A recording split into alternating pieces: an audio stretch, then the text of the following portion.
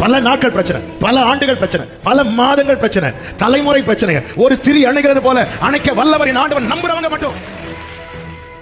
எந்த காரியத்தை என்னால ஃபேஸ் பண்ண முடியாதோ என் ஃபேஸ் அவரை பார்க்க மாட்டான், அவர் ஃபேஸ் பண்ணுவார். அதனால சொல்லி புறப்படு, நீ எதை பார்க்காத, நீ என்ன பாரு, நான் உனக்கானதை பார்க்கிறேன்.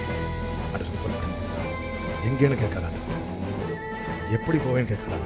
நீ கிளம்பு, வழி கேட்கலாம்.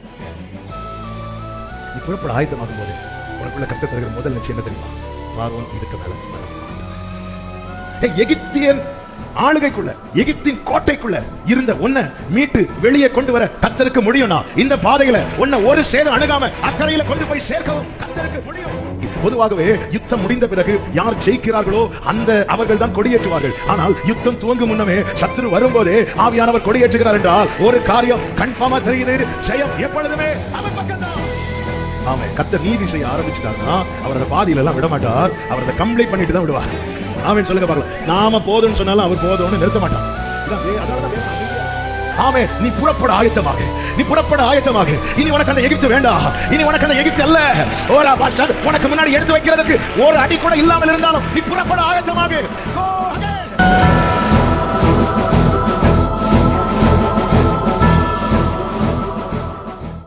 ஆமென். கரங்களை உயர்த்தி ஹalleluya. எரேமியா தீர்க்கதரிசன புஸ்தகம் 20வது அதிகாரம், எரேமியா 20வது அதிகாரம் அதனுடைய 11வது வசனத்தை நாம் வாசிக்க கேட்கலாம். கர்த்தர் பயங்கரமான பராக்கிரமசாலியாய் என்னோடு இருக்கிறார், ஆகையால் என்னை துன்பப்படுத்துகிறவர்கள் மேற்கொள்ளாமல் இடறுவார்கள், தங்கள் காரியம் வாய்க்காதபடியால் மிகவும் வெட்கப்படுவார்கள், மறக்கப்படாத நித்திய லட்சை அவர்களுக்கு உண்டாகும். ஹalleluya. கர்த்தர் பயங்கரமான பராக்கிரமசாலியாய் என்னோடு இருக்கிறார். ஆமென். கேட்கிறவர்கள் எப்பொழுதுமே அதிகமானவர்களாய் இருப்பார்கள். ஆனா சுதந்திரிக்கிறவர்கள் பார்த்தீங்கன்னா ஒரு குறிப்பிட்ட கூட்டத்தாராய் மட்டும்தான் இருப்பார்கள். என்னுடைய ஜெபமெல்லாம் கேட்கிற அனைவரும் சுதந்திரிக்க வேண்டும் என்பதே. ஆமென். அறிந்து கொள்ள வேண்டும், அறிக்கை செய்ய வேண்டும், அனுபவிக்க வேண்டும். இந்த வாக்குத்தத்த வார்த்தையை ஒவ்வொருவரும் கர்த்தர் கூட இருக்கிறத அறிந்து கொள்ளணும், அனுபவிக்கணும், அறிக்கை செய்யணும். அறிந்து கொள்ளும்படியாக கர்த்தர் நம்மோடு கூட பேசி கொண்டிருக்கிறார். நல்ல கவனமா கேளுங்க. எல்லாரும் விழிப்போடு இருக்கிறீர்கள் என நான் கர்த்தருக்குள் நம்புகிறேன். 3வது வானத்தில் இருக்கிறவர்கள் தயவாக இறங்கி வரும்படியாக உங்களை கேட்டுக்கொள்ளுகிறேன். கர்த்தர் உங்களை ஆசீர்வதிப்பாராக. ஆமென். கர்த்தரோ பயங்கரமான பராக்கிரமசாலியா என்னோடு இருக்கிறார், ஆகையால் என்னை துன்பப்படுத்துகிறவர்கள் மேற்கொள்ளாமல் இடறுவார்கள் என்று வேதம் சொல்லுகிறது. அப்படி என்றால் எப்பொழுதுமே ஒன்றை புரிந்து கொள்ளுங்கள், ரட்சிக்கப்பட்ட தேவ பிள்ளைகளுக்கு விரோதமாய் சத்துருவானவன் பல விதங்களிலே பிரச்சனைகளை கொண்டு வரும்படியாக அவன் போராடி கொண்டுதான் இருப்பான். நமக்கு தெரியும், வேதம் சொல்லுகிறது, எல்லாம் எடுத்து வாசிக்க நேரம் இல்லை.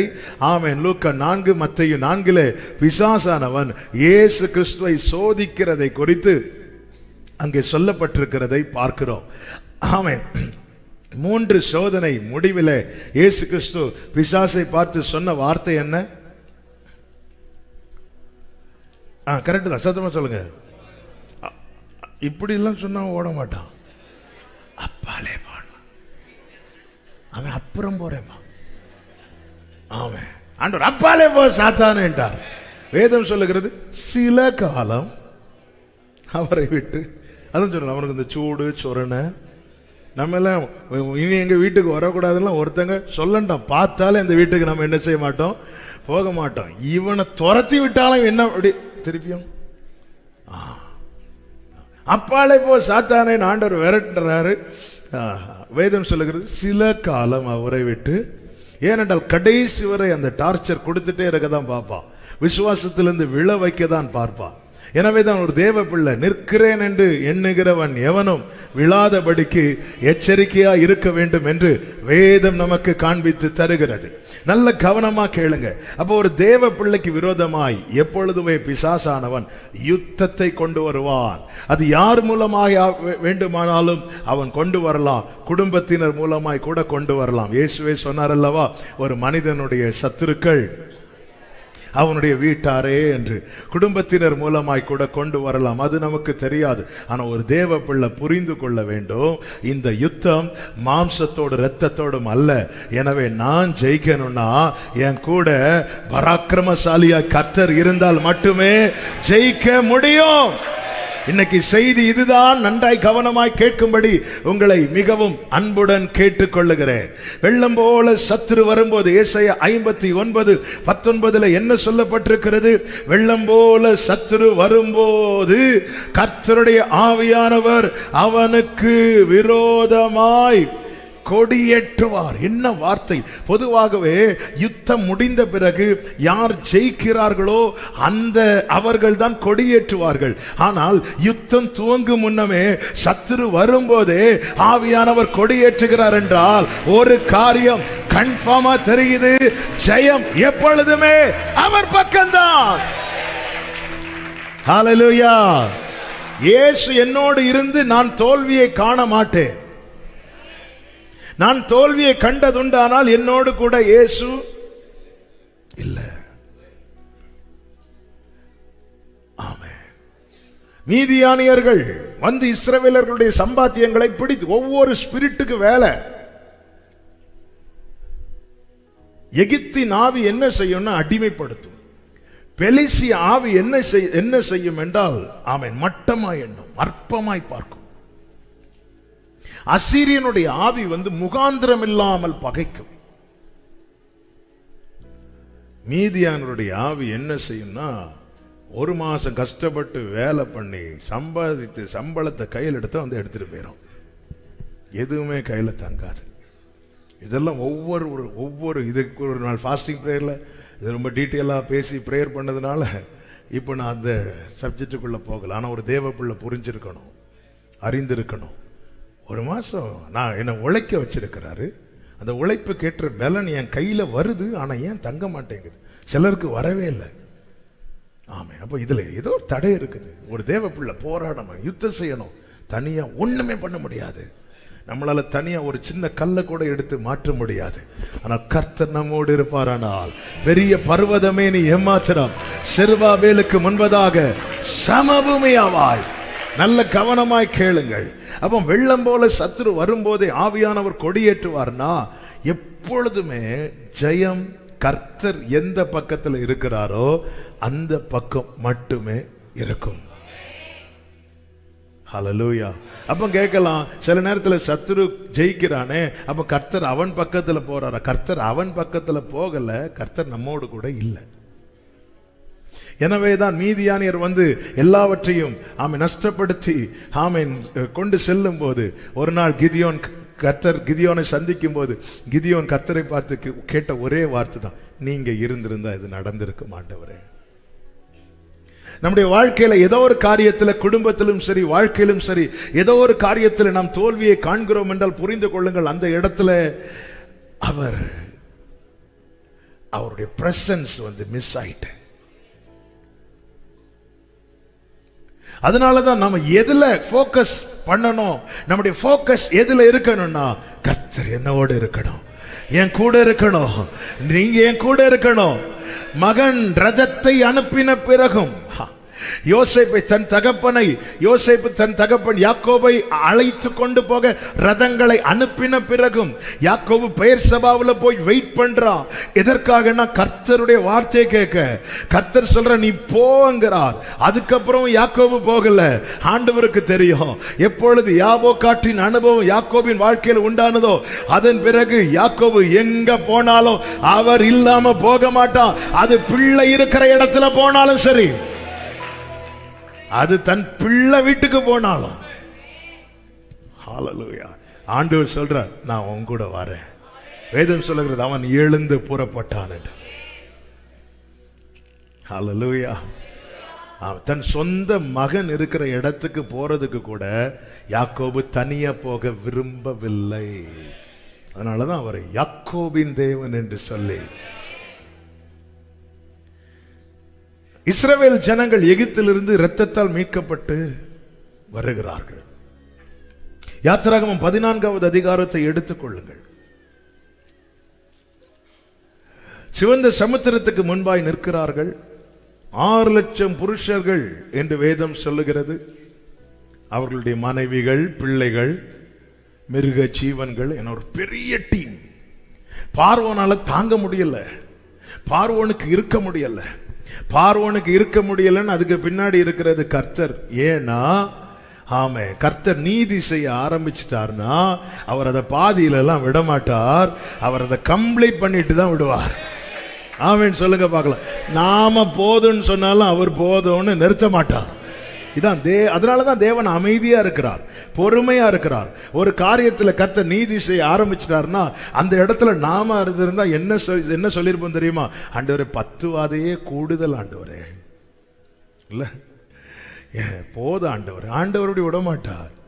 ஆண்டவர் நீதி செய்ய தொடங்கிட்டாருன்னா காரணம் அவருடைய பெயரே அல்பா அண்ட் ஒமேகா. அவர் ஆதியும், அவர் பாதி கிடையாது, அவர் ஆதி.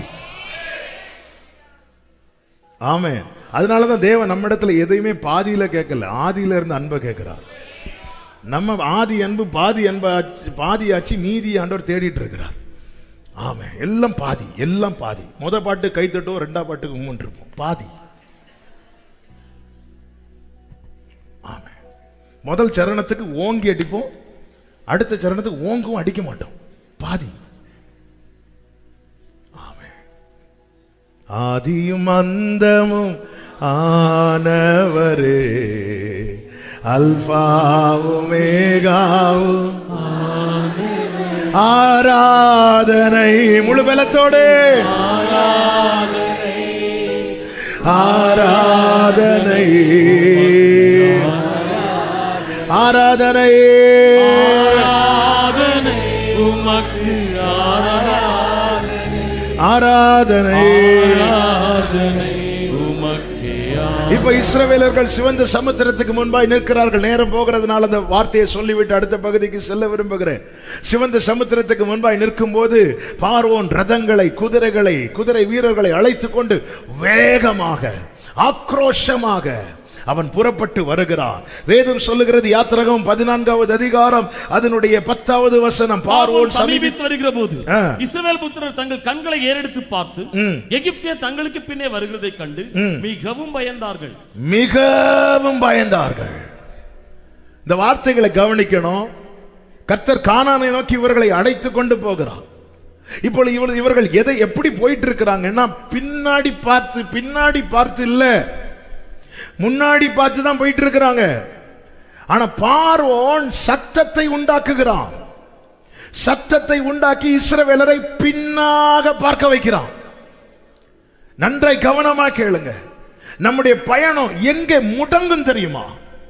எந்த இடத்துல ஸ்ட்ரக் ஆகும் தெரியுமா? எந்த இடத்துல தடுமாறும் தெரியுமா? தேவன் நமக்கு ஒரு பாதையை நியமித்து நமக்கு ஒரு துவக்கத்தை தந்திருக்கிறார். ஆமே, அவருடைய பெயரே விசுவாசத்தை துவக்குகிறவர். எங்கே யார் வாழ்க்கையிலே தேவன் ஒரு துவக்கத்தை தருகிறாரோ அவர்களை பின்தொடர்ந்து வர பார்வோனின் ஆவி வந்து அவங்களை பின்தொடர்ந்து வருவதை அவர்களை பின்னாடி பார்க்க வைக்கிறதற்கு. இவர்கள் தங்களுக்கு பின்னே வருகிற எகிப்தியரை கண்டுனா அப்படி திரும்பி பார்க்கிறாங்க. முன்னே மேக ஸ்தம்பத்திலே கர்த்தர் இருக்கிறார், அக்கினி ஸ்தம்பத்திலே கர்த்தர் இருக்கிறார். ஆமென். எகிப்தியன் ஆளுகைக்குள்ள, எகிப்தின் கோட்டைக்குள்ள இருந்த ஒன்ன மீட்டு வெளியே கொண்டு வர கர்த்தருக்கு முடியும்னா இந்த பாதையில ஒன்ன ஒரு சேதம் அணுகாம அக்கறையில கொண்டு போய் சேர்க்கவும் கர்த்தருக்கு முடியும். சத்தம் பின்னாடி கேட்கும், முன்னாடி கர்த்தருடைய சத்தம், பின்னாடி பார்வோனுடைய சத்தம். சாமேன் யோவான் சொல்லுகிறார், நான் சத்தம் வந்த திசைக்கு நேராய் திரும்பி பார்த்தேன், அவரை பார்த்தேன். ஹல்லேலூயா. இஸ்ரவேலர்கள் திரும்பி எகிப்தியரை பார்க்கிறாங்க. எகிப்தியரை கண்டு மிகவும் மிகவும் பயந்தார்கள். அவர்கள் எல்லாம் இப்போ கூப்பிட ஆரம்பிக்கிறாங்க. ஆமென். மோசேயை பார்த்து சொல்லுறாங்க, அதனுடைய 11:12 வாசிங்க. அன்றியும் அவர்கள் மோசேயை நோக்கி, எகிப்திலே பிரேத குழிகள் இல்லை என்றா வனாந்தரத்திலே சாகும்படி எங்களை கொண்டு வந்தீர்கள். நீர் எங்களை எகிப்திலிருந்து புறப்பட பண்ணினதினால் எங்களுக்கு இப்படி செய்தது என்ன? இப்போ அவங்க மைண்ட் எல்லாம் எங்க ஒரு ஸ்டெப் தான் எடுத்து வச்சிருக்கிறாங்க. விசுவாச பாதையில ஒரே ஒரு ஸ்டெப் எடுத்து வச்சிருக்கிறாங்க. ஒரே ஒரு ஸ்டெப். இன்னும் அவங்க துவங்கவே இல்லை. ஆனா ஒரு ஸ்டெப் எடுத்து வைக்கும் போது அவங்களுடைய எப்படி அவங்களுக்குள்ள கேள்விகள் எழும்புதுன்னா, ஏன் நம்ம அங்கிருந்து வந்தோம்? எதுக்காக இப்படி? அங்கேயே அவங்க கீழே வேலை பார்த்துட்டே இருந்திருக்கலாமே, அப்படியே வாழ்ந்துட்டு போயிருந்திருக்கலாமே. ஏன் நம்ம அதை விட்டு வந்தோம்? ஏன் இப்படி ஒரு தீர்மானத்துக்குள்ள வந்தோம்? ஒரே ஒரு ஸ்டெப். ஆமென். நல்ல கவனிங்க. இன்னும் எகிப்தியரின் கை இவங்க மேல விழல. எகிப்தியர் இவங்களை நெருங்கல. இவங்களுக்கு இன்னும் ஒண்ணுமே நடக்கல. இவங்களுடைய ஆடு மாடுகள்ல ஒண்ணு கூட இன்னும் சாகல. ஆனா சில சிச்சுவேஷன், சில சத்தங்கள், சில காட்சிகள் இவர்களுக்குள்ள எப்படி கேள்விகளை எழுப்புதுன்னா, ஏன் நான் எகிப்துல இருந்து வந்தேன்? ஏன் நான் இங்க வந்தேன்? நான் அப்படியே இருந்திருக்கலாமே, அங்கேயே இருந்திருக்கலாமே. நான் எதுக்கு ரட்சிக்கப்பட்டு? நான் ஏன் இந்த உடன்படிக்கைக்குள்ள வரணும்? நான் ஏன் இந்த வேறுபாடுக்குள்ள வரணும்? அப்படியே இருந்திருக்கலாமே. இப்படி வந்ததுனால, இந்த ஒரு ஸ்டெப் எடுத்து வைக்கிறதுனால தானே இவ்வளவு பிரச்சனை, இவ்வளவு பாடுகள். இப்படி இவங்க முறையிட்டு கொண்டிருக்கும் போது கர்த்தர் மோசையை பார்த்து சொல்றார், மோசே, நீ என்னிடத்தில் முறையிடுகிறது என்ன?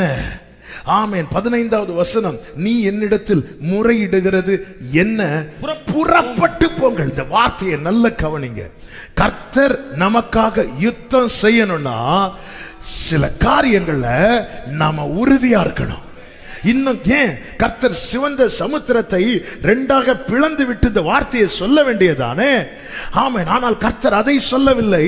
மாறாக ஆண்டவர் சொல்லுகிறார், நீங்கள் புறப்பட்டு போங்கள். அதன் அர்த்தம் என்ன? எங்க புறப்பட்டு போறதுக்கு? முன்னாடி சிவந்த சமுத்திரம் இருக்கிறது, பின்னாடி பார்வோன் இருக்கிறான். வலதுபுறம் ரொம்ப தூரம் போக முடியாது, இடதுபுறமும் ரொம்ப தூரம் போக முடியாது. ஏனென்றால் அங்கே மலைகள் இருக்கிறது. ஆமென். ஒன்று, நீங்க ஃபர்ஸ்டே இந்த பாதையில கொண்டு வந்திருக்க கூடாது. பெலிஸ்தியர் தேச வழியாய் போயிருக்கலாம். ஆனா கர்த்தர் அப்படி நடத்தாமல், கர்த்தர் அப்படி நடத்தல. இந்த சிவந்த சமுத்திரத்துக்கு முன்னாடி கொண்டு வந்து நிறுத்திட்டு இப்போ புறப்பட்டு போங்கள்னா எங்க போறதற்கு? அட்லீஸ்ட் அந்த சிவந்த சமுத்திரத்தை இரண்டாக பிளந்து அந்த பாதையை காண்பித்து விட்டு நீ புறப்பட்டு போன்னு சொன்னா அதுலயாவது ஒரு நியாயம் இருக்கிறது. ஆனா முன்னாடி ஒண்ணுமே கிடையாது. ஆமென். தடையாய் கடல் இருக்கிறது, பின்னாக பார்வோன் இருக்கிறான். கர்த்தர் சொல்கிறார், புறப்பட்டு போங்கள் என்று. நேற்று காலையில பரிசுத்த ஆவியானவர் இந்த வார்த்தை தான் கொண்டு வந்து கண்களுக்கு முன்பாய் நிறுத்தினார். என்ன தெரியுமா? ஆமென். நீ புறப்பட ஆயத்தமாக, நீ புறப்பட ஆயத்தமாக. இனி உனக்கு அந்த எகிப்து வேண்டாம். இனி உனக்கு அந்த எகிப்து அல்ல. உனக்கு முன்னாடி எடுத்து வைக்கிறதுக்கு ஒரு அடி கூட இல்லாமல் இருந்தாலும் நீ புறப்பட ஆயத்தமாக. Go ahead. Amen. Go forward, church. நீ புறப்பட ஆயத்தமாக. ஆமென். இவர்கள் புறப்பட ஆயத்தமாக என்ன அர்த்தம் தெரியுமா? ஆமென். நீ அதை யோசிக்காதன்னு அர்த்தம்.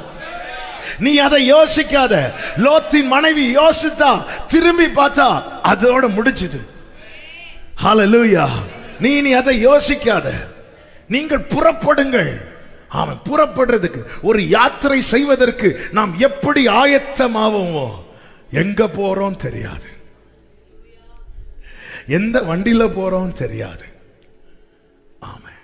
நாம ஒரு இடத்துக்கு போறோம்னா வண்டியிலிருந்து எல்லாமே ரெடி பண்ணி வச்சுட்டு தான் நாம ரெடி ஆகும்.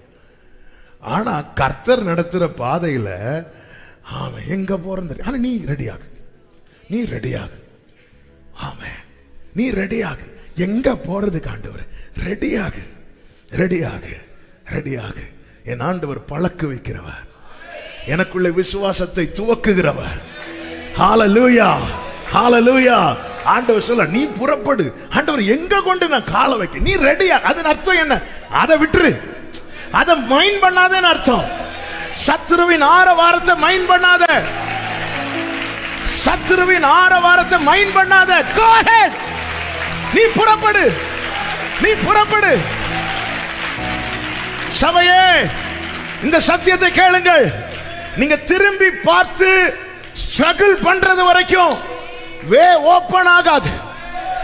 இன்னைக்கு உங்க முன்னாடி தாங்க பாதை இருக்கு, ஆனா சமுத்திரம் மூடி இருக்கு. ஏன் திறக்கல? நீ திரும்பி பார்த்து தெரியாம வந்துட்டோமோ, தெரியாம வந்துட்டோமோ. ரத்தம் கொடுத்து வாங்கி இருக்கிறா, ரத்தம் கொடுத்து வாங்கி இருக்கிறா.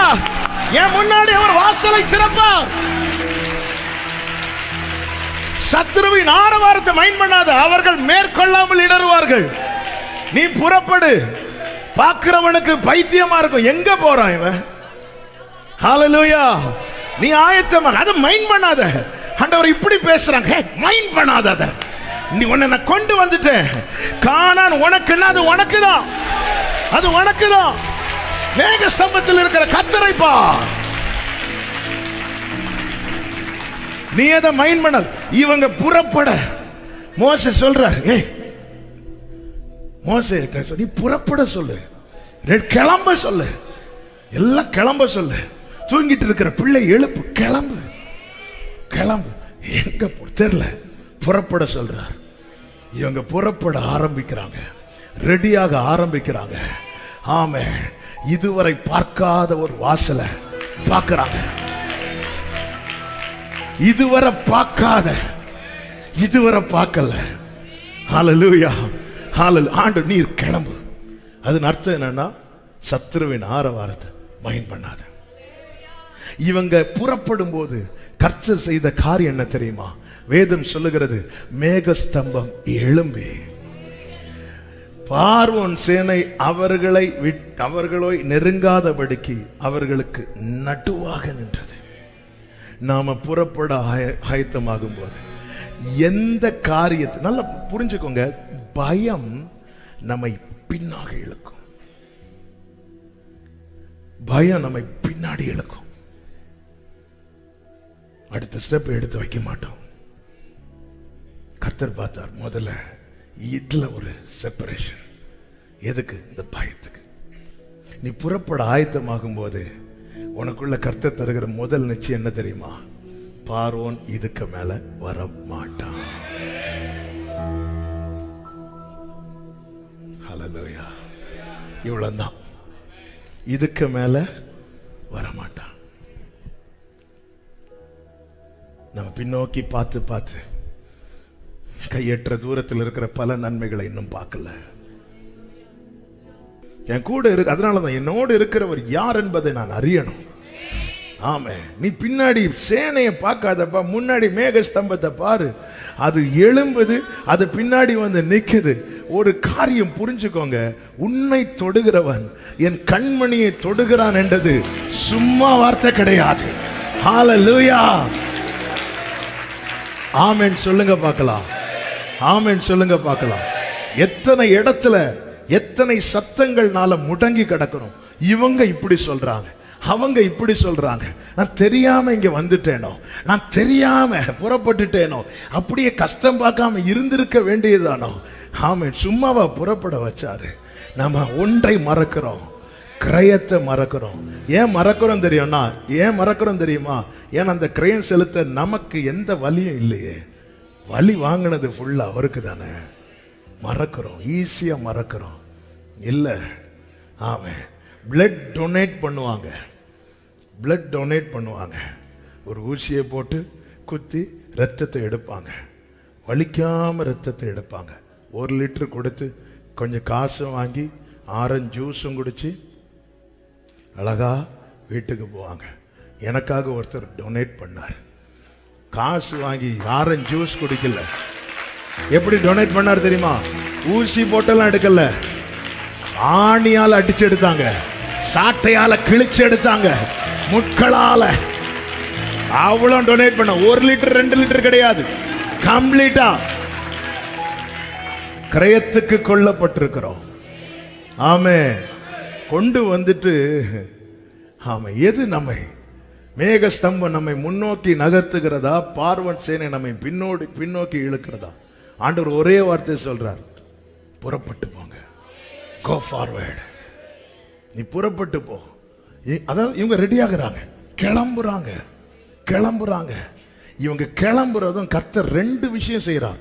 ஒன்னு, பார்வோனை ஸ்டாப் பண்றார். ஆமே, நான் முடங்கி கிடந்தால் பார்வோன் நெருங்கிறதுக்கு நிறைய வாய்ப்பு இருக்கிறது. ஆமே, நமக்கு தெரியும் தாவீது ஓடிக்கொண்டிருக்கிறான், சவுல் துரத்தி கொண்டிருக்கிறான். சவுல் எங்கே முடங்கினானோ அங்கே தாவீதின் கை பக்கத்தில் இருக்கிறான். ஆனா தாவீது உறங்கல, தெரியுமா? தாவீது சுத்திட்டே இருக்கிறான். ஆமே, வகை தேடி. இப்படிதான் எப்பவுமே பாருங்க, எதிரிக்கு முன்னாடி நம்ம அசதி ஆயிட்டோம்னா அல்லது நம்ம முடங்கிட்டோம்னா, ஆமே, சத்துரு ரொம்ப பக்கத்துல வந்துருவான், ரொம்ப நெருக்கமா வந்துருவான். ஆமே, ஆண்டவர் நீ புறப்படு. எங்கேன்னு கேட்காத ஆண்டவர்கிட்ட, எப்படி போவேன்னு கேட்காத ஆண்டவர்கிட்ட, நீ கிளம்பு, வழி திறக்கும். ஆமே, ஹல்லேலூயா. நீ கிளம்பு, வழி திறக்கும். சமுத்திரம் கொந்தளித்து கொண்டிருக்கும் போதுதான் பேதுரு சொல்லுகிறான், நீரே ஆனால் நானும் வரேன். ஆனா ஒரு கண்டிஷன் ஆண்டவரே. என்ன கண்டிஷன்பா? இந்த காற்றை கொஞ்சம் அதட்டுங்க. பேதுரு நீ வா, அவ்வளவுதான், நீ வா. அதுக்கப்புறம் என்னன்னு எனக்கு தெரியாது, ஆனா எனக்கு ஒண்ணு தெரியும், யெகோவாயிரே. இப்பொழுது சமுத்திரம் இரண்டாக பிரிகிறது. இஸ்ரவேல் ஜனங்கள் நடந்து போகிறார்கள். நல்லா புரிஞ்சுக்கோங்க, நாம் முன்னோக்கி செல்ல ஆயத்தமாகும் போது கர்த்தர் என்ன செய்கிறார் தெரியுமா? இந்த இஸ்ரவேல் ஜனங்கள் முதல்ல என்ன செஞ்சாங்க? அவங்க பின்னாடி வருகிற பார்வோனை பார்த்தாங்க, பயந்து நின்றாங்க. நம்ம அங்கேயே போயிருந்திருக்கலாம், அங்கேயே போயிருந்திருக்கலாம். ஒன்று செய்வோம், நம்ம போய் நேராக சரண்டர் ஆயிரும் இல்லை? இப்படியெல்லாம் விட்டுருந்தா பார்வன் காலிலேயே போய் விழுந்திருப்பாங்க. ஆனா கர்த்தர் என்ன செய்தா தெரியுமா? இவங்களை நீ புறப்படு, நீ ரெடியாகு, நீ அதை விட்டுரு, அதை மைண்ட் பண்ணாத, நீ ரெடியாகு, நீ கிளம்பு. ஆண்டவர் ஓபன் பண்ணி நடத்திட்டு இருக்கிறாரு. இப்பொழுது வேதம் சொல்லுகிறது, கர்த்தருக்கு மகிமை உண்டாவதாக, 24வது வசனம். கிழக்கு வெளுத்து வரும் ஜாமத்தில் அக்கினியும் மேகமுமான ஸ்தம்பத்தில் இருந்து எகிப்தியரின் சேனையை பார்த்து, கைகளை உயர்த்தி ஆமென் சொல்லுங்க பார்க்கலாம். இது அவர் பார்க்கிற பிரச்சனை. ஆமே, நம்ம அவருக்கு எதுக்கு வேலைன்னு சொல்லிட்டு நாம பார்த்துட்டு இருக்கிறோம். ஹல்லேலூயா. அவர் பயப்படுகிறவர் அல்ல, அவர் பயப்படத்தக்கவர். நீ பார்த்து கலங்குகிற காரியத்தை அவர் பார்த்து கலங்கடிக்க பண்ணுகிறவர். அந்த வசனத்தில் சொல்லப்பட்டிருக்கிறது, மேக ஸ்தம்பத்திலிருந்து எகிப்தியரின் சேனையை பார்த்து அவர்கள் சேனையை, கைகளை உயர்த்தி சத்தமா ஆமென் சொல்லுங்க பார்க்கலாம். நான் பார்த்து பயந்த காரியத்தை அவர் பார்த்து பயமுறுத்துகிறார். ஹல்லேலூயா, ஹல்லேலூயா. நாம் பார்த்து நடுங்கின காரியத்தை அவர் பார்த்ததும் அது நடுங்க ஆரம்பிச்சிட்டு. எந்த காரியத்தை என்னால ஃபேஸ் பண்ண முடியாதோ, என் ஃபேஸ் அவரை பார்க்குமானால் அவர் ஃபேஸ் பண்ணுவார். அதனாலதான் சொல்லி நீ புறப்படு, நீ எதை இதை பார்க்காத, நீ என்ன பாரு, நான் உனக்கானதை பார்க்கிறேன். அவர் மேக ஸ்தம்பத்திலிருந்து அவர் பார்க்கிறார். அவர்கள் புறப்பட்டு வருகிறது அவர் பார்த்து அவர் கலங்கடிக்கிறார். நீங்க கீழே படிச்சீங்கன்னா தெரியும், மோசே கிட்ட சொல்றாரு, கையை நீட்டுங்கிறாரு. மோசே கையை நீட்டினான். ஆமென். 27 விடியற் காலத்தில் சமுத்திரம் பலமாய் திரும்பி வந்து எகிப்தியர் அதற்கு எதிராக ஓடும் போது கர்த்தர் அவர்களை கடலின் நடுவே கவிழ்த்து போட்டார். ஜலம் திரும்பி வந்து ரதங்களையும் குதிரை வீரரையும் அவர்கள் பின்னாக சமுத்திரத்தில் பிரவேசித்திருந்த பார்வோனுடைய ராணுவம் அனைத்தையும் மூடிக்கொண்டது. அவர்களில் ஒருவனாகிலும் தப்பவில்லை. அடுத்த வசனத்தில் சொல்லப்பட்டிருக்கிறது, இஸ்ரவேல் புத்திரரோ சமுத்திரத்தின் நடுவாக. ஹல்லேலூயா. 27 கடைசி எகிப்தியர் கடலின் நடுவே எகிப்தியரை கவிழ்த்து போட்டார். இஸ்ரவேல் புத்திரரோ அதே சமுத்திரத்தின் நடுவாக ஒரு வெட்டாந்தரையில். ஆமென், ஆமென், ஹல்லேலூயா, ஹல்லேலூயா, ஹல்லேலூயா.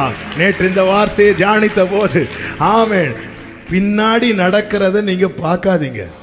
கொஞ்ச நேரம் சத்தம் கேட்கும், அதுக்கப்புறம் கேட்காது. கொஞ்ச நேரம் பயமுறுத்துற சத்தம் கேட்கும், கொஞ்ச நேரம் கேட்கும். நீ பின்னாடி பார்க்காம போயிட்டே இரு. பின்னாடி ஒண்ணு நடக்குது.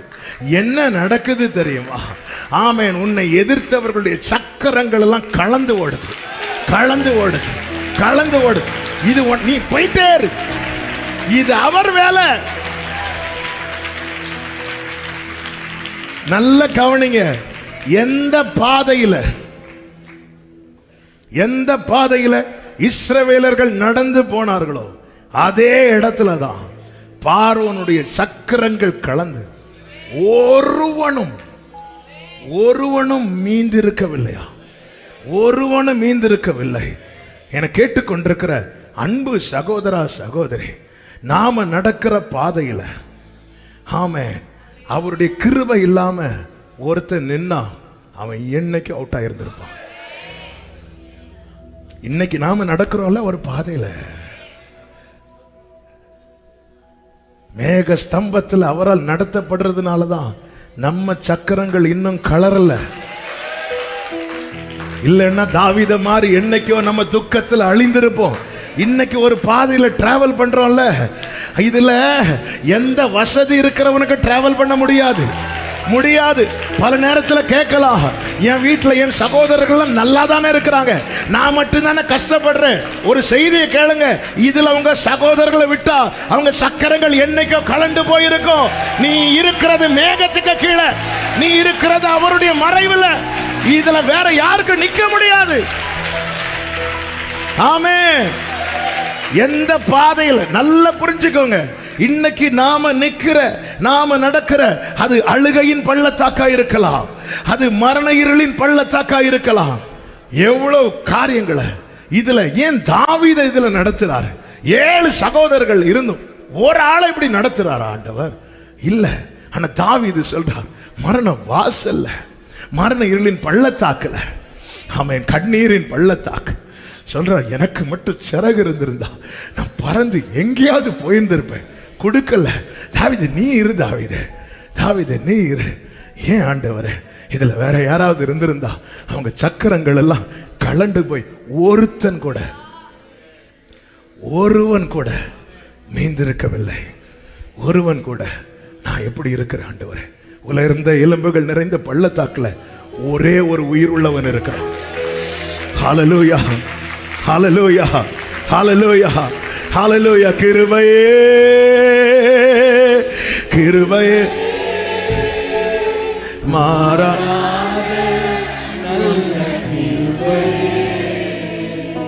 சகோதரா சகோதரி, உங்க குடும்பத்தில் ரட்சிக்கப்படாத சகோதரர்கள் நல்லா இருக்கிறாங்க. ரட்சிக்கப்பட்ட நாங்க கஷ்டப்படுகிறோம் சொல்லிட்டு நீங்க கவலைப்படாதீங்க. ஆமென். உங்களால மட்டும்தான் இதை ஃபேஸ் பண்ண முடியும். உங்க குடும்பத்தில் உங்களை சில காரியத்தை ஃபேஸ் பண்ண வச்சிருக்கிறார்னா ஆண்டவர், அவங்களுக்கு இந்த கஷ்டம் இல்லையே, அவங்களுக்கு இந்த கஷ்டம் இருந்திருந்தா அந்த குடும்பத்தில் ஒரு ஆளு கூட மீந்திருக்க மாட்டாங்க. ஆமென். நமக்கு தெரியாதுங்க நிறைய விஷயம், நமக்கு தெரியாது. எனக்கு ஒண்ணு தெரியும், எனக்கு ரதம் இல்லாம இருக்கலாம், குதிரை இல்லாம இருக்கலாம், ஒண்ணுமே இல்லாம இருக்கலாம், ஆனா நடத்துகிற கர்த்தர் இருக்கிறார். எனக்கு அது மட்டும் தெரியும். கால்கள் இடராமல் காத்தா. ஆமென், ஆமென். பாடிட்டே இருக்கணும்னு தோணுது. ஆமென். இப்பொழுது இஸ்ரவேலர்கள் எந்த ஒரு பக்கம் இவர்களை நடத்துறாரு, இன்னொரு பக்கம் சத்துருக்கள் கதையை முடிக்கிறார். இது அவருடைய வேலை. நான் திரும்பி பார்த்து அவரை பார்க்க விடாம பண்ணிட்டு இருக்கிறேன். அவரை கொஞ்சம் பார்க்க வைங்க, பிரச்சனை சால்வ் ஆயிரும். ஒரு பிரச்சனை டீல் பண்ண முடியலையா, அவரை பார்க்க வைங்க. அவரை பார்க்க வைக்கணும், நான் அவரை பார்க்கணும்.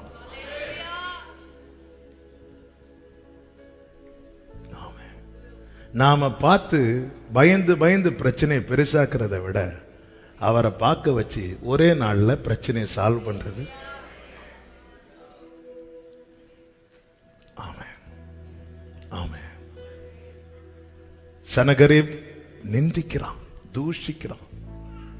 எவ்வளவு கொச்சையா பேச முடியுமோ அப்படி பேசி எசேக்கியாவுக்கு நிருபத்தை கொடுத்து விடுறான்.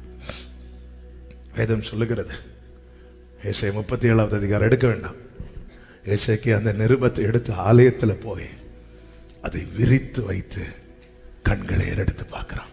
அவ்வளவுதான், அவர் தூதனை அனுப்பிட்டார், போய் கதையெல்லாம் முடிச்சுட்டு வந்துரு.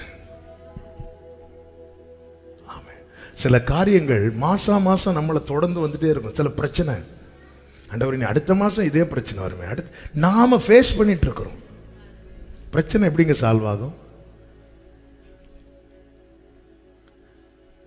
சில காரியத்தை ஃபேஸ் பண்ணி நம்ம தேவனோடு பழகுறதே ஸ்டாப் ஆயிருக்கு தெரியுமா?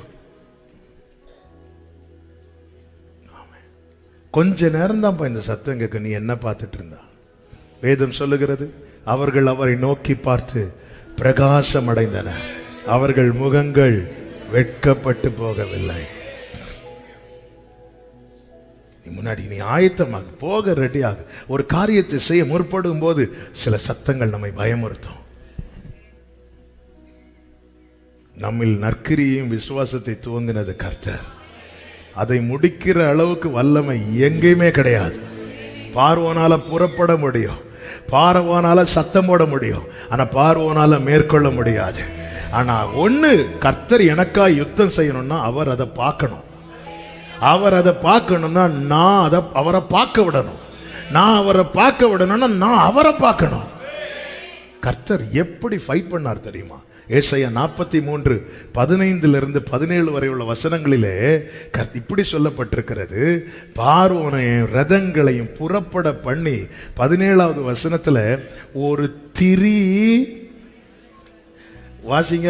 43:17 ரதங்களையும் குதிரைகளையும் ராணுவங்களையும் பராக்கிரமசாலிகளையும் புறப்பட பண்ணி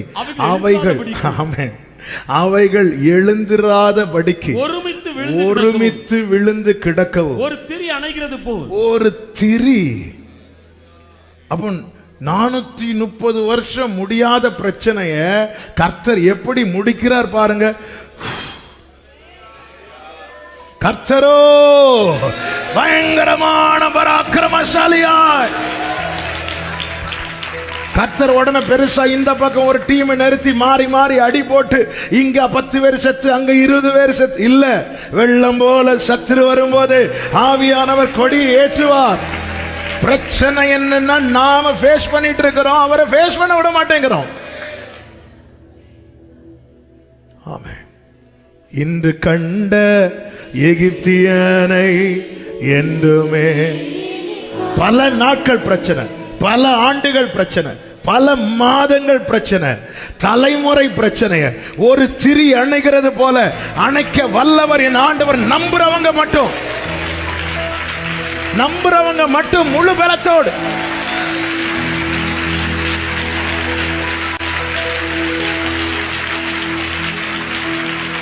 ஹalleluya, ஹalleluya, ஹalleluya. 430 வருஷ பிரச்சனை எப்படி சால்வ் பண்ணார் பாத்தீங்களா?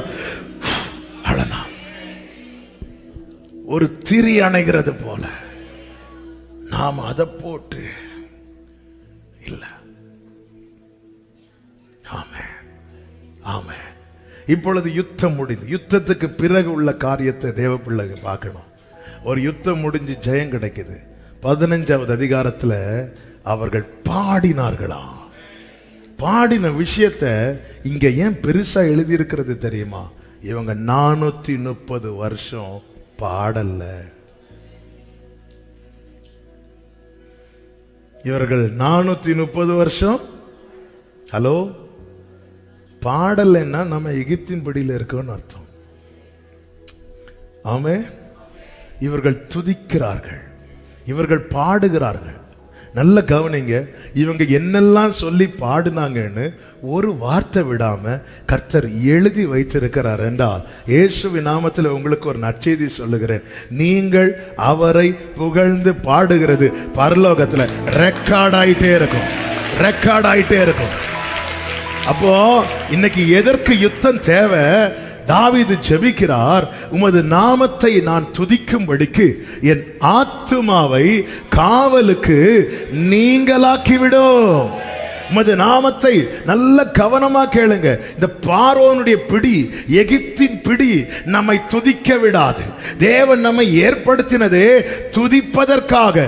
இன்னைக்கு நம்மளால துதிக்க முடியலன்னா நீங்க டிப் டாப்பா வரலாங்க, ஒயிட் அண்ட் ஒயிட்லயே வரலாங்க, நகை கலத்தின விசுவாசியாவே இருக்கலாங்க, யாராவும் இருக்கலாங்க. துதிக்க முடியலன்னாலே எகிப்தின் நுகம் இருக்கிறதை சபையே மறந்து விடாதே, நீ மறந்து விடாதே. துதிக்க முடியலன்னா ஏன் அவன் துதிக்க விட மாட்டேங்கிறான் தெரியுமா? வேதத்திலே சங்கீதம் 8 சொல்லப்பட்டிருக்கிறது. தேவரி 2வது வசனம், நானே வாசிக்கிறேன் டைம் இல்லாததுனால. ஆமென். உம்முடைய சத்துருக்களின் நிமித்தம் குழந்தைகள் பாலகர் வாயினால் பலன் உண்டு பண்ணினீர். குழந்தைகள் பாலகர் வாயினால் பலன். சத்துருக்கள் நிமித்தம், சத்துரு வரும்போது இங்கே ஆண்டவர் ஸ்ட்ரெங்த் எங்க வச்சிருக்கிறார்னா வாயில வச்சிருக்கிறார். இந்த பலன் உண்டு பண்ணி. இதே வசனத்தை இயேசு கிறிஸ்து எருசலேமுக்குள்ளே பவனி வரும்போது அங்கே ஜனங்கள் பாடுகிறார்கள், ஆர்ப்பரிக்கிறார்கள். அப்பொழுது பரிசேயர் வேதபாரகருக்கு தாங்க முடியவில்லை. மத்தேயு 21வது அதிகாரம் 15-16 வசனங்களை கொஞ்சம் வேகமாய் வாசியுங்கள். அவர் செய்த அதிசயங்களையும் தாவீதின் குமாரனுக்கு ஓசன்னா என்று தேவாலயத்தில் ஆர்ப்பரிக்கிற பிள்ளைகளையும் பிரதான ஆசாரியரும் வேதபாரகரும் கண்டு கோபமடைந்து அவரை நோக்கி, இவர்கள் சொல்லுகிறதை கேட்டீரோ என்றார்கள். அதற்கு இயேசு சொல்லுகிறார், ஆம் கேட்கிறேன். குழந்தைகளுடைய வாயினாலும் பாலகருடைய வாயினாலும் உண்டாகும்படி செய்தீர் என்பதை. என்ன உண்டாகும்படி? அங்க என்ன சொல்லப்பட்டிருக்கிறது?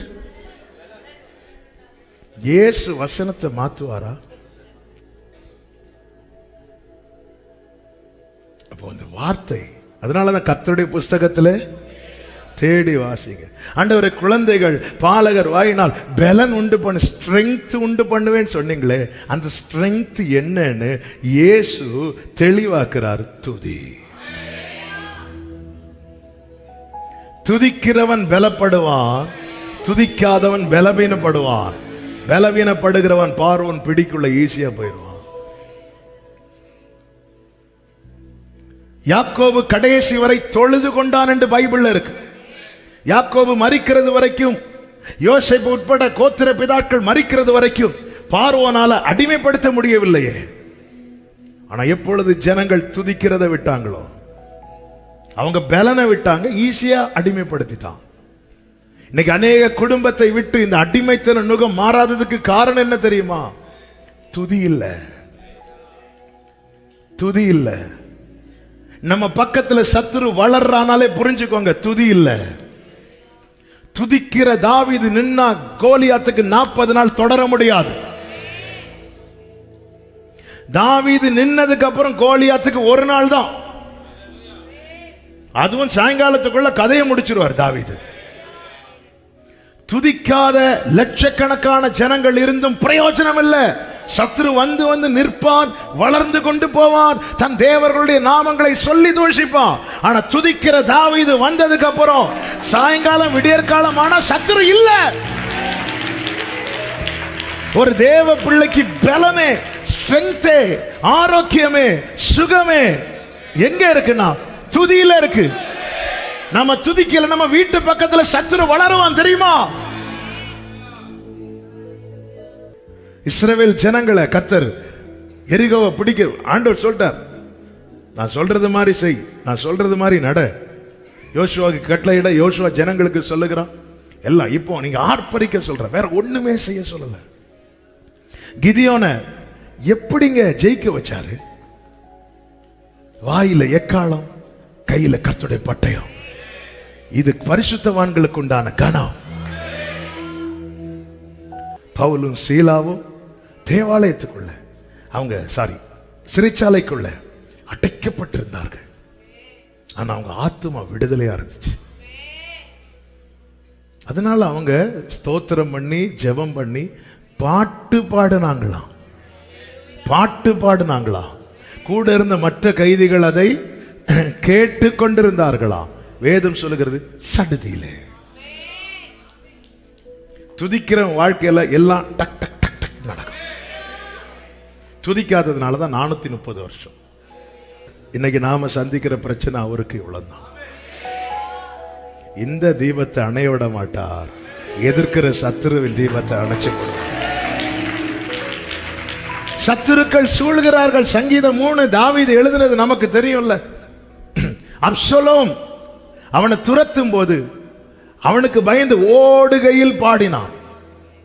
எப்படி பாடுறான்னா, படுத்துறங்கி மகிழ்வுடனே பாடுறார். ஏன்னா தாவீதுக்கு அந்த இடத்துல தாவீது எதை இழக்க விரும்பலைன்னா அவருடைய பலத்தை, அவருடைய ஸ்ட்ரெங்தை இழக்க விரும்பல.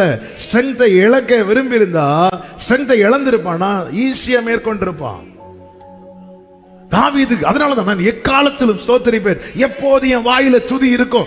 ஏன்னா அதை டேஸ்ட் பண்ண ஆரம்பிச்சிட்டாரு. துதிதாங்க பலன், துதிதான் பலன். 40 நாள் ஜனங்கள் எல்லாம் ஆமென் கர்த்தருக்கு மகிமை உண்டாவதாக கோலியாத்தை பார்த்து பயந்துட்டு இருக்கும்போது 40 days துதிச்சிட்டு வரான் தாவீது.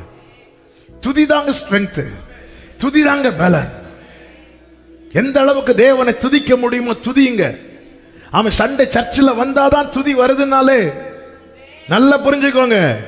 துதித்த தாவீது தூங்கினான், அப்சலோம் தொங்கினான். புரிஞ்சுதா? ஆமென். துதிக்கிற நேரத்தில் தூங்குனா தொங்க வாய்ப்பு இருக்கு. ஆமென். துதிக்கிறவன் தூங்கினான், துரத்தினவன் தொங்கினான். கதை முடிச்சு. ஒரு வார்த்தையை பரிசுத்த ஆவியானவர் காண்பித்ததுனால அதை சொல்லி ஜெபிக்க விரும்புகிறேன். ரோமர் 1:21 வேகமாக. ரோமர் 1:21 அவர்கள் தேவனை அறிந்தும் அவரை தேவன் என்று மகிமைப்படுத்தாமலும் ஸ்தோத்தரியாமலும் இருந்து தங்கள் சிந்தனைகளினாலே வீணரானார்கள். உணர்வில்லாத அவருடைய இருதயம் இருளடைந்தது. அதனால கர்த்தர் என்ன செய்தார் தெரியுமா? 24 கடைசியில சொல்லப்பட்டிருக்கிறது, தேவன் அவர்களை அசுத்தத்திற்கு ஒப்பு கொடுத்தார். இந்த வார்த்தை நல்ல கவனிங்க. அதாவது அசுத்தமான காரியங்களை அவங்க நடப்பிக்கிறாங்களாம். துதிக்காதவனை ஒப்பு கொடுத்துருவார், துதிக்கிறவனை விட்டு கொடுக்க மாட்டார். தாவீதை குறித்து சொல்லுகிற கர்த்தரோ அவனை இவன் கையில விடுவதில்லை. இன்னைக்கு அசுத்தமான பிரியமான கர்த்தருடைய பிள்ளைகளே, அசுத்தமான எண்ணங்கள் வருது. அசுத்த தேவையில்லாத கெட்ட சொப்பனை வருது. அசுத்தமான எண்ணம் வருது. எனக்கு ஒரு ஆளை பார்த்தாலே தப்பா தோணுது. தப்பா அது எனக்கே தெரியுது, இது அருவருப்புன்னு. பைபிள் வான் பண்ணுது, உன்னை ஒப்பு கொடுத்துட்டாராம். ஏன்னா ஒரு காலத்துல தேவனை அறியாம இருந்த, இன்னைக்கு ஜீவனுள்ள தேவனை ஆராதிக்கிறவளை மாறினதுக்கு அப்புறம் நீ துதிக்காம இருக்கிறன்னா போ. அதன் அர்த்தம் என்ன? அசுத்தத்துக்கு ஒப்பு கொடுத்தாருன்னு அர்த்தம் என்னங்க? உன்னை ஜட்ஜ்மெண்ட்டுக்கு வச்சுட்டாரு தானே அர்த்தம். பாவம் செய்கிறவன் இன்னும் அதன் அர்த்தம் என்ன? அவனை ஜட்ஜ்மெண்ட்டுக்கு வச்சுட்டார். எவனை ஒருத்தனை பார்த்து மனம் திரும்பன்னு வார்த்தை வருதுனால அவனை இழக்க விரும்பலைன்னு அர்த்தம். அவரை மகிமைப்படுத்த, உயர்த்த, துதிக்க தேவன் நம்மை தெரிந்தெடுத்திருக்கிறார். ஆமென். சிலருக்கு இந்த ஆராதனைனாலே பிடிக்காது. இந்த வார்த்தையை சொல்லக்கூடாது, இருந்தாலும் சத்தியத்தை சொல்லிதான் ஆகணும். ஆராதனையை பிடிக்காதவங்களுக்கு பிடிக்காதவங்களை ஆண்டவருக்கு பிடிக்காது. ஏன்னா பரலோகத்தில் ஆராதனை மட்டும்தான் உண்டு. ஆமென். இந்த வார்த்தையை பல முறை வாசித்தாலும் நேற்று பரிசுத்த ஆவியானவர் அதை காண்பித்து தந்ததுனால கர்த்தர் சபைக்கு சொல்றார், இதுவரை விட வச்சிடாத. உன்னால ஒரு ஸ்தோத்திரம் சொல்ல முடியலன்னா, ஆமென், ஒரு வியாதி நெருக்கி மூச்சு விட திறனுற போது ஆண்டவரே அப்பான்னு கதற முடிஞ்சதில்ல. ஆமா, கடன் பிரச்சனை கழுத்தை நெருக்கி இன்னையோட என் கதை முடியும்னு வரும்போது அப்பான்னு கத்த முடிஞ்சது இல்ல. ஏன் ஒரு ஸ்தோத்திரம் ஆண்டவரே, நீர் தந்த இந்த வாழ்க்கைக்காக ஸ்தோத்திரம். ஏன் பாட முடியல, ஏன் துதிக்க முடியல? ஹல்லேலூயா. இஸ்ரவேலர்கள் பாடினதை பைபிள்ல எழுதி வச்சார் பாத்தீங்களா? புதிய ஏற்பாட்டுல வெளிப்படுத்தின விசேஷத்துல மோசையின் பாட்டை பாடுனாங்கன்னு இருக்கு. மேல பாடினாங்களா? கர்த்தர் உங்களுக்கு தர பாட்டை 4 பேர் பார்க்கலன்னா கூட பரவாயில்லங்க. எல்லா பாட்டும் ஹிட் ஆகலைன்னு சொல்லிட்டு நீங்க பாட்டு எழுதாம இருந்துடாதீங்க. நீ பாடுறது உங்க வீட்டில் இருக்கிறவங்களுக்கு கூட கேட்க பிடிக்காம இருக்கலாம். ஆனா அவரை புகழ்ந்து பாடின பரலோகத்தில் அது ரெக்கார்ட் ஆகும். பரலோகத்தில் அது ரெக்கார்டு. ஆமென், ஆமென் சொல்லுங்க பார்க்கலாம். ஆமென். கர்த்தர் இந்த நாளில் இதை தெளிவாய் பேசி கொண்டிருக்கிறார். நல்லா பாடுங்க, குளிக்கும் போது பாடுங்க. ஆமென். டிராவல் பண்ணும்போது பாடிட்டே போங்க, ஸ்தோத்திரம் பண்ணிட்டே போங்க. ஹல்லேலூயா. ஸ்தோத்திரம் பண்ணிட்டே இருங்க, பாடிட்டே இருங்க. ஆமாம், நீங்கள் அப்படி செஞ்சிட்டீங்கன்னா உங்களை அறியாமலே நீங்கள் ஜெபத்துக்குள்ளே போயிடுவீங்க. இதுதாங்க சிம்பிள். நல்ல அதனால தான் ஸ்தோத்திரத்துடனே கூடிய நல்ல பாருங்க. கெட்செமனே போடுறதுக்கு முன்னாடி வார்த்தை வந்துட்டு இருக்கு, டைமு போயிட்டு இருக்கு. இந்த ஒரு வார்த்தையை சொல்கிறேன். கெட்செமனே போகிறதுக்கு முன்னாடி இயேசு எப்படி போனார் தெரியுமா? ஸ்தோத்திர பாட்டை பாடிட்டு. ஏன் அந்த கெட்செமனே என்ன தெரியுமா? கெட்செமனே வியாகுலம், கண்ணீர். ஒவ்வொருடைய வாழ்க்கையில் ஒரு கெட்செமனே உண்டு. அதை ஃபேஸ் பண்றதுக்கு உனக்கு பலன் தேவை. அதை ஃபேஸ் பண்றதுக்கு உனக்கு பலன் தேவை. நமக்கு தெரியாது என்னைக்கு அந்த கெட்செமனேன்னு தெரியாது. அந்த கெட்செமனே என்பது வியாகுலம், மிகவும் வியாகுலம். அவருடைய வியர்வை இரத்தமாய். வாழ்க்கையில இந்த கெட்செமனையை கடக்காத ஒருவரும் இருக்க மாட்டார்கள்.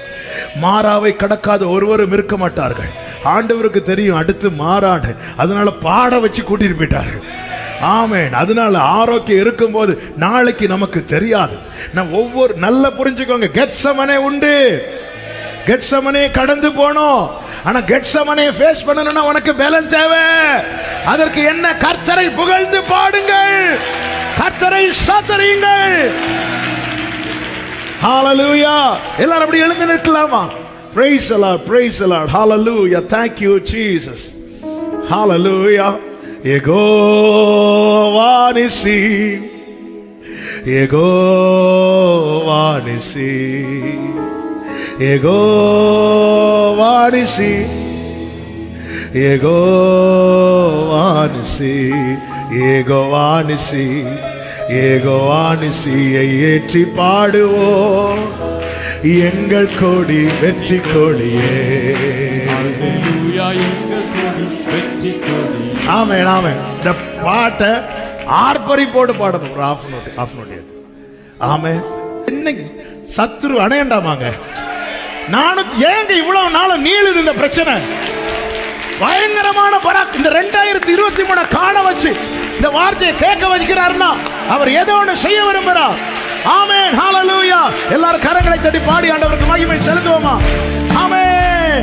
யெகோவா நிசி, யெகோவா நிசி, யெகோவா நிசி, யெகோவா நிசி, யெகோவா நிசி, யெகோவா நிசி, யெகோவா நிசியை ஏற்றி பாடுவோம்.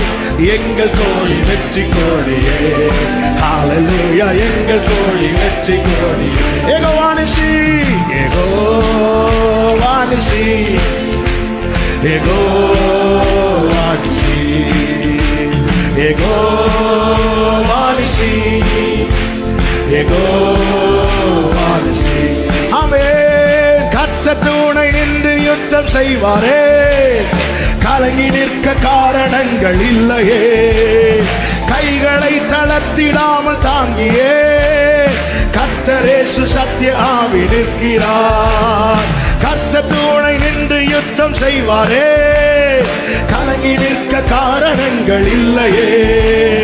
கைகளை தளர்த்திடாமல் தாங்கியே கர்த்தர் இயேசு சத்திய ஆவி நிற்கிறார்.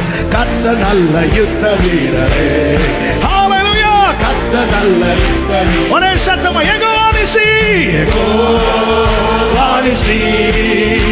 ஆர்ப்பரிப்போடு ஒரு திரி அணைகிறது போல பார்வோனின் சேனை அணை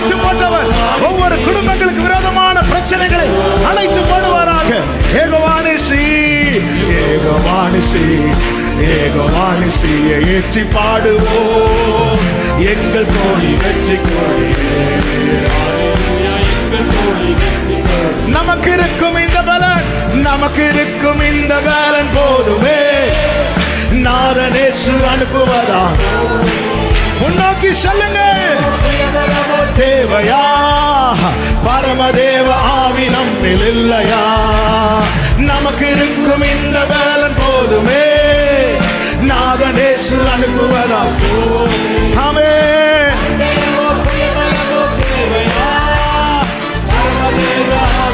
ஓரவா கதனரே ஜீவதேவ சேனை அல்லவா?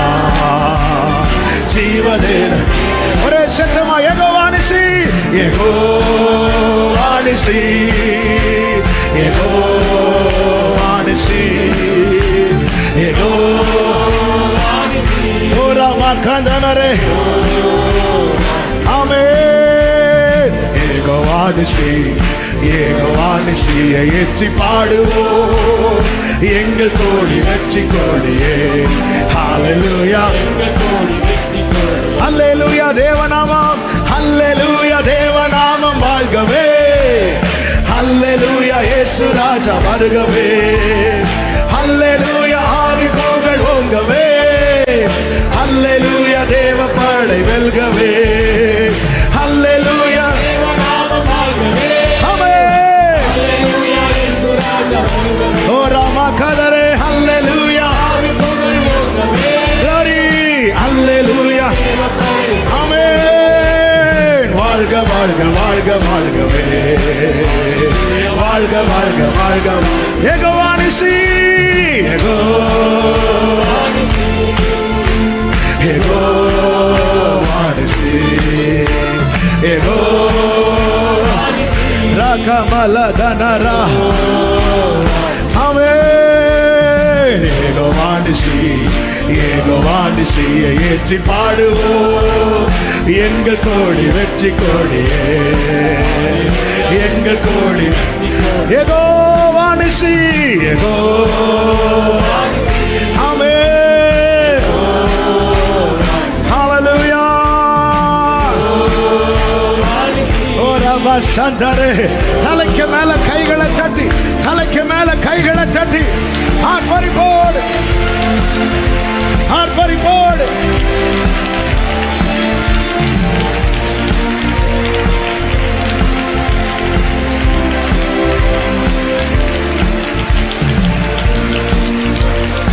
Jesus, Jesus, Jesus.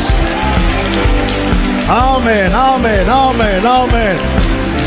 Hallelujah, hallelujah. நல்ல ஒரு தீர்மானத்தோடு போங்க. சுகம் இருக்குதோ இல்லையோ, சூழ்நிலை சரியா இருக்குதோ இல்லையோ, நீங்க என்ன வச்சிருக்கிற கூடாரத்துல டெய்லி பாட்டு சத்தம் கேட்கும், துதி சத்தம் கேட்கும். ஆமென். ஹல்லேலூயா. யோசபாத்தும் ஜனங்களும் ஆண்டவர் நிற்க பலன் இல்லை, என்ன செய்யணும்னு தெரியலன்னாங்க, துதிக்க தான் வச்சார். இது தெரிஞ்சுக்கோ யோசபாத்து. ஹல்லேலூயா. உனக்கு வேற ஒன்றும் தெரிய வேண்டாம், இது தெரிஞ்சுக்கோ. அவங்க துதிச்சாங்க, சத்துருக்கள் எல்லாம் மாறி மாறி. துதிக்கிறவனுக்கு யுத்தம் ரொம்ப லகுவா இருக்கும். ஆமென். துதிக்கிறவனுடைய யுத்தம் நீளாது. மற்றவர்களுக்கு தான் 40 நாள் பிரச்சனை, தாவீதுக்கு ஒரே நாள் பிரச்சனை. ஆமென். துதி நீளட்டும், யுத்தம் குறைஞ்சிரும். யுத்தமில்லாத இளைப்பாறுதல் உண்டாவதாக இயேசுவின் நாமத்தில். பரிசுத்த பிதாவே, நல்ல தகப்பனே, நன்றியோடு துதிக்கிறோம். கிருபையா உங்க சமூகத்தில் எங்களை அழைத்து கொண்டு வந்து பாட, துதிக்க, ஆராதிக்க, ஜெபிக்க கிருபை செய்தீரே. நன்றி கர்த்தாவே. எங்களோடு பேசினீர், துதிக்கும்படி எங்களை ஏற்படுத்தி இருக்கிறீங்க. ஆண்டவரே, துதிக்க கிருபை தாங்க. துதிதான் எங்கள் பலன் என்று இந்த நாளிலே எங்களோடு பேசினீர், உணர்த்தினீர். அப்பா ஆண்டவர், எங்கள் இருதயம் ஆண்டவரே உணர்வடைந்து ஆண்டவரே பலப்படுவதற்கு பதிலாய் ஆண்டவரே உணர்வில்லாமல் இருளடையாதபடிக்கு கர்த்தாவே நீர் எங்களை காத்துக்கொள்வீராக. நித்தம் துதிக்கணும். தாவீது சொன்னாரே, நான் உள்ளளவும் உம்மை துதிப்பேன் என்று. அந்த அனுபவத்திலே எங்களை நடத்துங்க, சபையை நடத்துங்க, ஒவ்வொருவரையும் நடத்தி ஆசீர்வதிப்பீராக. எல்லா மகிமை கனமும் ஒருவருக்கே செலுத்துகிறோம், இரட்சகர் இயேசுவின் நாமத்தில் பிதாவே, ஆமென். என் ஆத்துமாவே கர்த்தரை ஸ்தோத்திரி, என் ஆத்துமாவே கர்த்தரை ஸ்தோத்திரி. கர்த்தர் செய்த சகல உபகாரங்களை மறவாதே. நம்முடைய கர்த்தராகிய இயேசு கிறிஸ்துவின் கிருபையும் பிதாவாகிய தேவனுடைய அன்பும் பரிசுத்த ஆவியானவருடைய ஐக்கியமும் சிநேகமும் பாதுகாவலும் நம் அனைவரோடும் எல்லா பரிசுத்தவான்களோடு கூட கர்த்தருடைய வருகை மட்டும் தங்கியிருப்பதாக. ஆமென். ஹல்லேலூயா. God bless you. கர்த்தர் உங்களை ஆசீர்வதிப்பாராக. ஆமென்.